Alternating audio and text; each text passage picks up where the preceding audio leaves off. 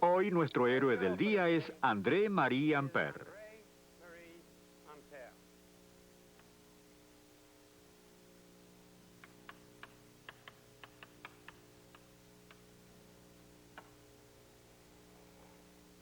Ampère se educó bajo la influencia del filósofo Rousseau, lo cual significa que nunca se le enseñó. Sencillamente lo pusieron en una biblioteca bien provista y le dijeron, bueno, aprende. En este caso parece que esto funcionó bastante bien. Se sabe que aprendió por sí mismo latín y haber leído Euclides, Euler y Bernoulli y varios otros matemáticos.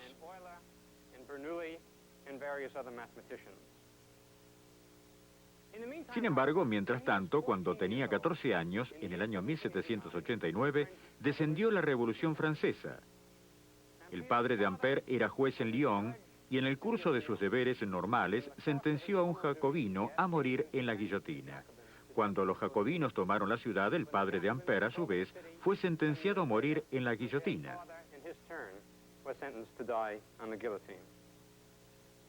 A través de toda su vida, Ampère sufrió las consecuencias de un conflicto que es muy común en las sociedades mediterráneas, un conflicto entre un padre escéptico, dubitativo, y una madre católica profundamente religiosa.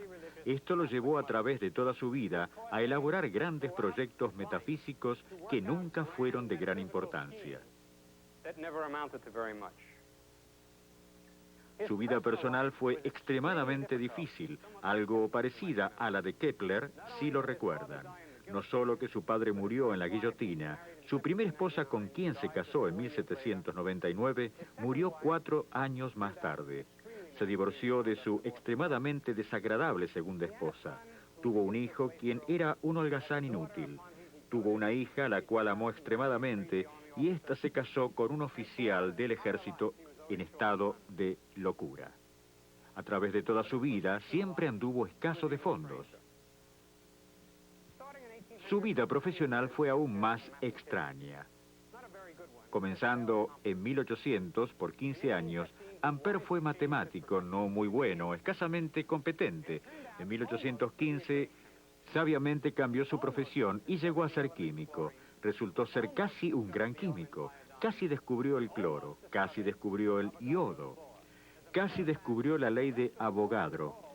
Lo que el resto del mundo llama la ley de Avogadro, en Francia se llama la ley de Ampère y Avogadro. De todas maneras, en 1820, Ampère tenía 45 años y era cabalmente una figura menor, sin distinción en el mundo de la ciencia. Sin embargo, él disentía en una marea crucial de todo otro científico en Francia.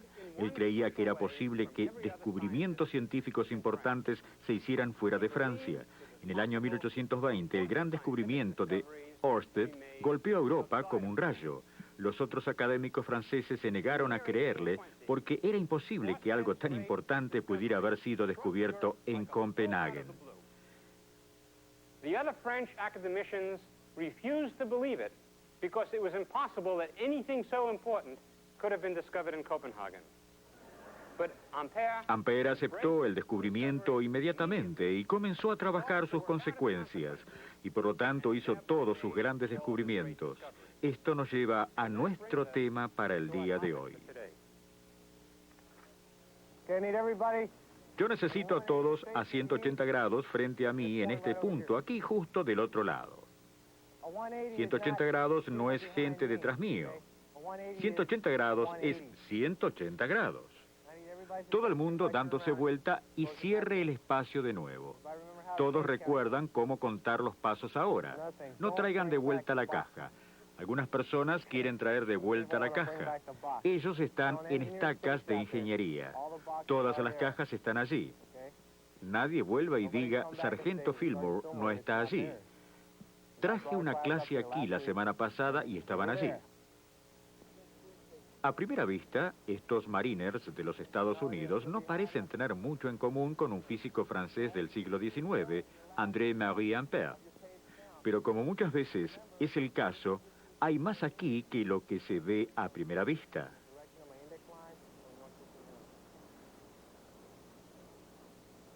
El desafío para Ampère era explicar un misterioso asunto de la naturaleza común, pero a menudo desconcertante. El desafío para estos marines es localizar una pequeña caja bien escondida que está en alguna parte en esas colinas.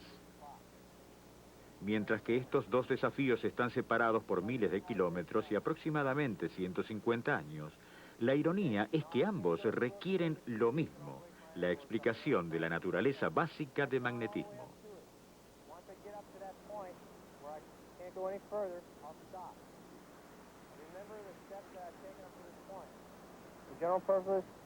Controlo mi azimut. Si debajo de mi línea índice dice 340 y aún puedo disparar mi azimut directamente hacia el corporal Salazar, entonces sé que estoy trabado. En 1820, Hans Christian Ørsted descubrió que las corrientes eléctricas producen fuerzas magnéticas y que esas fuerzas siempre hacen que los magnetos indiquen perpendicular a la dirección de la corriente.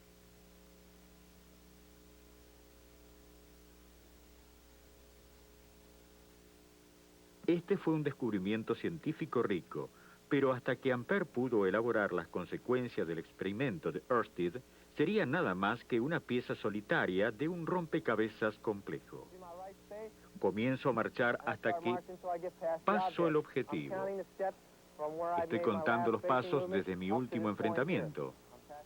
Como cualquiera comenzando en un campo nuevo, Ampère avanzó un paso a la vez. Armado con el descubrimiento de Ørsted, yo voy a hacer lo opuesto y tomar 3 pasos hacia aquí. Una vez que llego aquí, hago otro movimiento hacia el frente. Vuelvo a disparar mi azimut. Estos americanos, por lo menos, tienen una ventaja que a Ampère le faltó. En vez de trabajar en estos alrededores tranquilos de tiempos de paz, Monsieur Ampère comenzó su carrera científica en el sangriento pandemonium de la Revolución Francesa.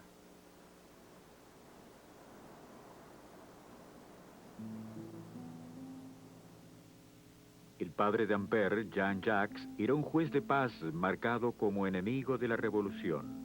Al acercarse a la guillotina, Ampère, padre, escribió una última nota a su esposa. No te dejo rica o siquiera en una situación cómoda, pero mi mayor gasto ha sido la compra de libros e instrumentos matemáticos, los cuales eran indispensables para la educación de nuestro hijo. Este gasto en sí fue una sabia economía.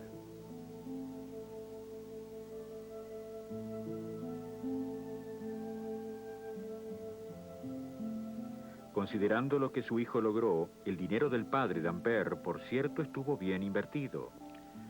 Del punto máximo de su carrera académica, Ampère era conocido como un filósofo natural.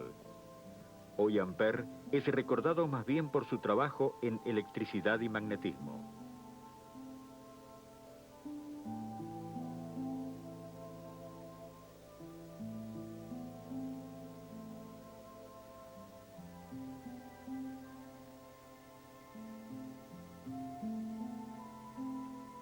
Ese trabajo comenzó con el hecho que la corriente eléctrica, fluyendo a través de un cable largo o derecho, produce un campo magnético que circula alrededor del cable. Pero como depende la fuerza del campo de la distancia del cable. Si un pequeño segmento de corriente eléctrica pudiera existir, produciría un campo magnético proporcional a la inversa del cuadrado de distancia.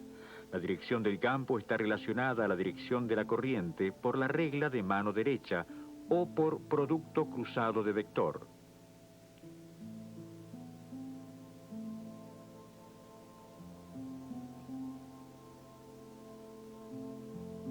El campo sería mayor cuando el segmento de corriente y vector distancia son perpendiculares.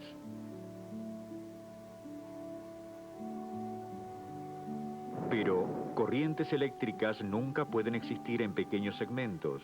Cualquier campo magnético real debe ser encontrado sumando o integrando las contribuciones debidas a cada segmento de una corriente fluyendo. El campo debido a una corriente fluyendo en un cable largo derecho siempre es perpendicular al alambre y disminuye a la inversa de la primer potencia de la distancia del alambre.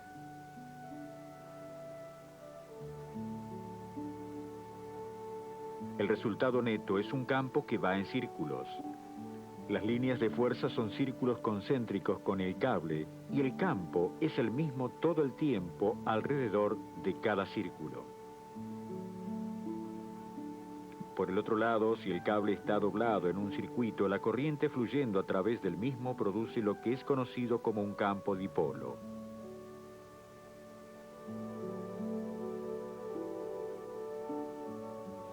Una vuelta helicoidal o solenoide es como un montón de circuitos eléctricos. Crea un campo muy similar al de una barra imantada.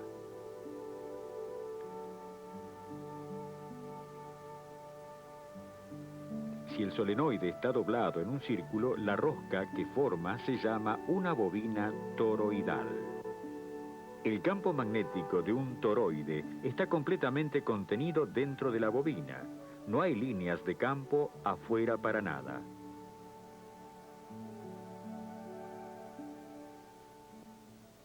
Líderes del equipo de fuego, alcen sus mapas de modo que su equipo pueda ver. Una vez que lo abrí correctamente, puedo seguir y disparar. Pongo mi mano derecha en mi izquierda.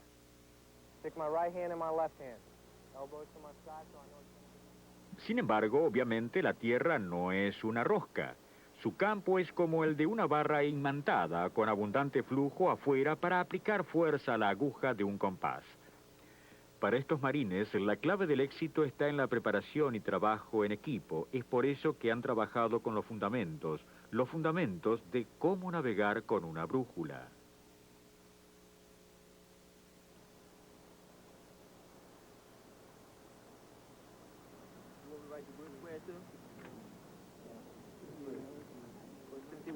Por supuesto, aún entre expertos, y aún con la ayuda de una brújula, llegar de un punto al otro puede ser un desafío.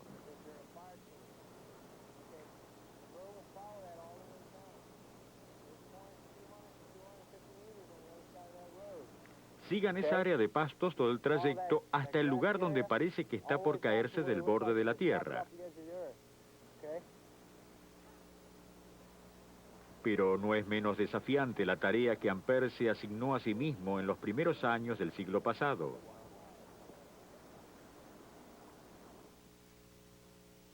Por ejemplo, hizo la pregunta: si un cable portador de corriente ejerce una fuerza sobre un magneto, ¿ejercería una fuerza sobre otro cable portador de corriente?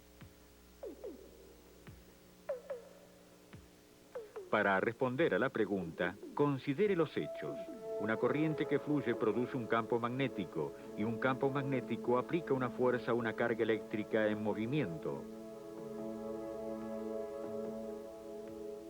Por lo tanto, dado que una corriente eléctrica es nada más que cargas eléctricas en movimiento, se desprende, entonces, que corrientes eléctricas que fluyen aplican fuerzas magnéticas la una a la otra. Corrientes fluyendo en la misma dirección se atraen la una a la otra. Corrientes fluyendo en direcciones opuestas se repelen la una a la otra.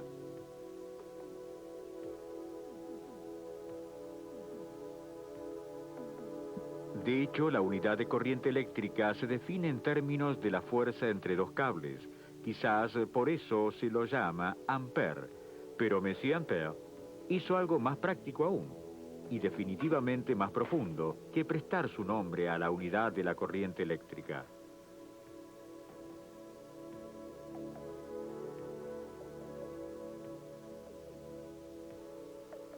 Ampère creó la electrodinámica, la teoría que magnetismo es electricidad en movimiento. Era una teoría prometedora, entre otras cosas. Podía explicar los campos magnéticos de cables derechos, circuitos o hasta una toroide.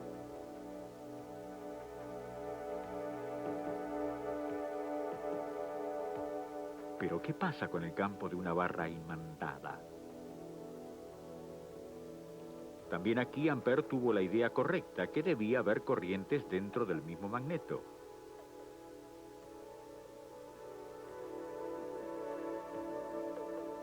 Se imaginó que cada átomo de un material magnético debe tener una carga eléctrica circulante que produce un campo magnético.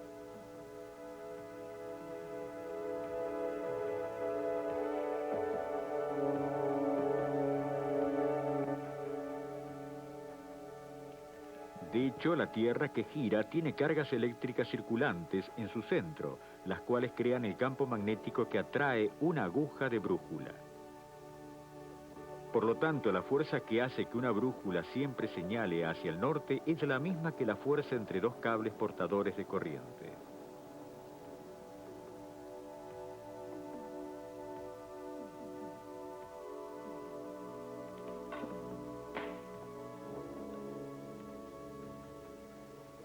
Pero poner esa fuerza a trabajar a menudo requiere paciencia y exactitud.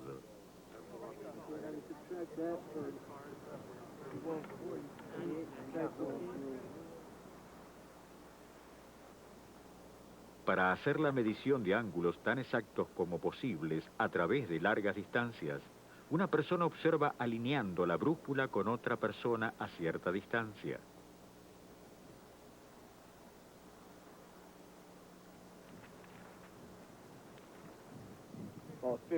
Aproximadamente 52 grados magnético. Dibújelos aquí con un transportador.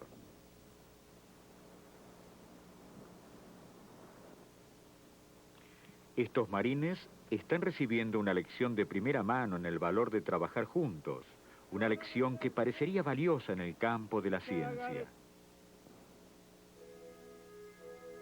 Si es así, es una lección que no fue comprendida por Ampère. James Clerk Maxwell o Michael Faraday. A pesar que en su tiempo los científicos tenían la tendencia de marchar al son de sus propios tamboristas, Ampère y Faraday hicieron trabajo en paralelo. Por ejemplo, en camino a sus mayores éxitos en el campo de la electricidad, ambos habían estado interesados en química e influenciados enormemente por la obra de Sir Humphry Davy. Sin embargo, Faraday y Ampère estaban destinados a ir en caminos diferentes.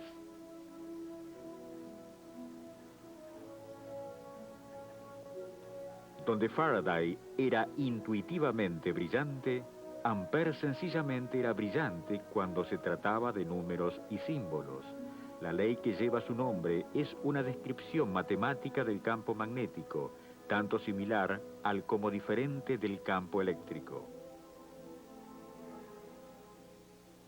En un campo eléctrico no hay trabajo hecho si una carga es movida alrededor de un sendero cerrado y de vuelta a su punto inicial. Por lo tanto, cuando uno sale de cualquier punto en cualquier trayectoria y regresa al mismo punto, el campo en potencial eléctrico siempre es cero.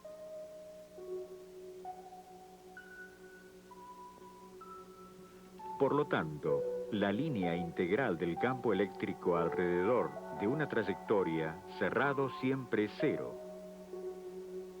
Esta es una propiedad fundamental de campos eléctricos. Campos magnéticos son diferentes. La corriente en un cable derecho crea círculos de campo magnético constante.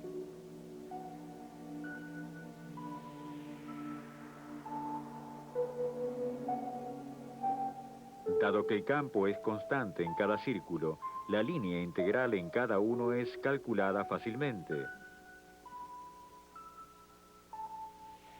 Es igual a una constante por la corriente en el cable.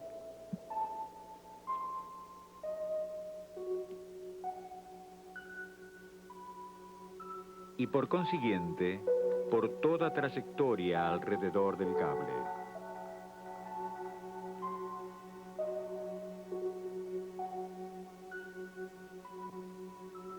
La línea integral del campo magnético alrededor de cualquier trayectoria cerrada siempre es igual a μ0 por el total de corriente que se cuela a través de la trayectoria. Esto se llama la ley de Ampère y es una de las ecuaciones fundamentales del magnetismo. Como tal, tuvo un rol principal en la obra de James Clerk Maxwell. Cuando Maxwell se sentó a forjar una sola teoría coherente de electromagnetismo, comenzó con el concepto intuitivo de Faraday sobre líneas de fuerza, con las leyes de Gauss sobre flujo eléctrico y magnético. y con la brillante idea de Ampère que todo magnetismo era eléctrico en su origen. Por supuesto, estas ideas tenían que ser expresadas matemáticamente.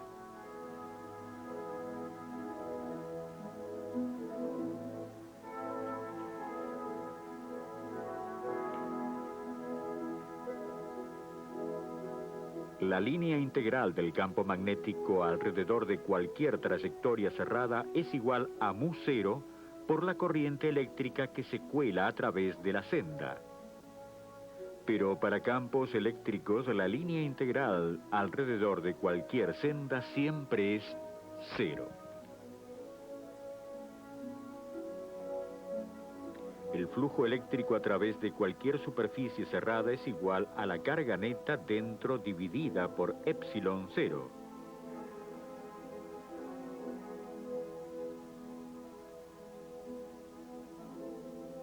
Pero el flujo magnético a través de cualquier superficie cerrada siempre es 0. Estas son las ecuaciones fundamentales de campos eléctricos y magnéticos constantes. Lo único que tiene que preocuparles es tener su azimut y tener su línea y flecha alineada. Eso es todo. Con todo esto en mente les digo, como ya dije antes, no habrá novedades. Nadie aquí quiere fracasar. ¿Comprenden todos la brújula? Todos van a ser expertos, ¿cierto? Ahora es el momento para hacer preguntas. La única pregunta estúpida es aquella que no se hace.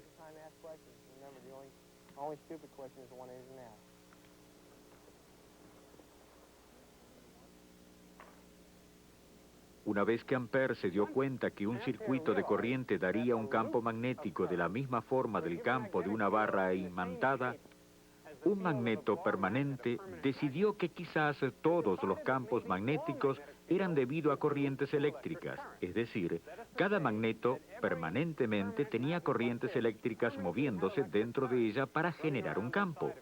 Bueno, esa idea inmediatamente fue bajada a tiros por un colega llamado Fresnel. Fresnel señaló que los materiales que pueden ser hechos magnetos, hierro y acero, son notoriamente pobres conductores eléctricos y que cuando una corriente eléctrica corre a través de un conductor pobre, produce calentamiento. Si la idea de Ampère fuera correcta, entonces todos los magnetos siempre estarían calientes. No lo están, de manera que debe estar equivocado. Pero le dio una salida a Ampère. Dijo, no sabemos nada acerca de lo que sucede dentro de los átomos. Quizás las corrientes que causan magnetismo en realidad ocurren dentro de los átomos que forman parte del material.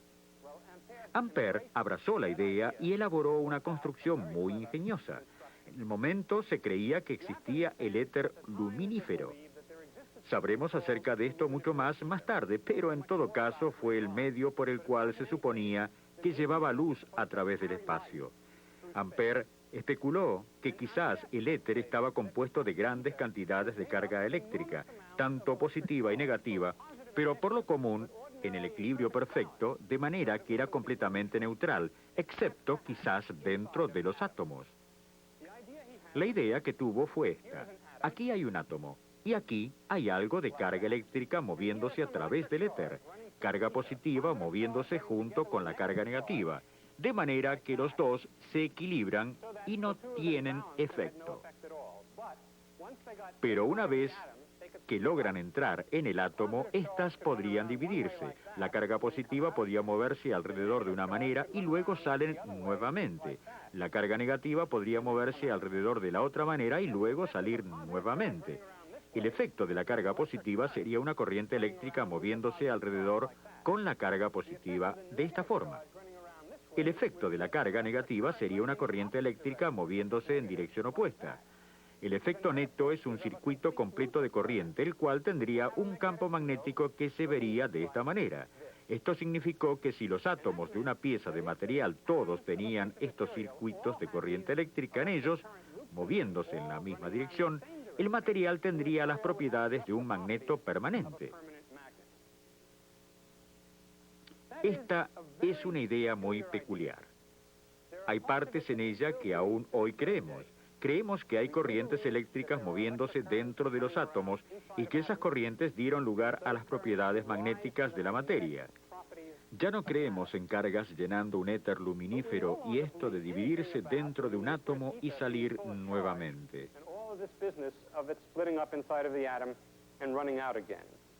Este cuadro es una ilustración espléndida del muy raro hecho que es posible en ciencia tener una idea que es enteramente brillante y completamente equivocada. Pero es parte del andamiaje que siempre estamos construyendo con el fin de progresar. En el transcurso de los tiempos, las opiniones acerca de la importancia de eventos tienden a cambiar. Héroes de la historia, de la ciencia, vienen y se van, pero una cosa es segura, el nombre de Ampère siempre será corriente.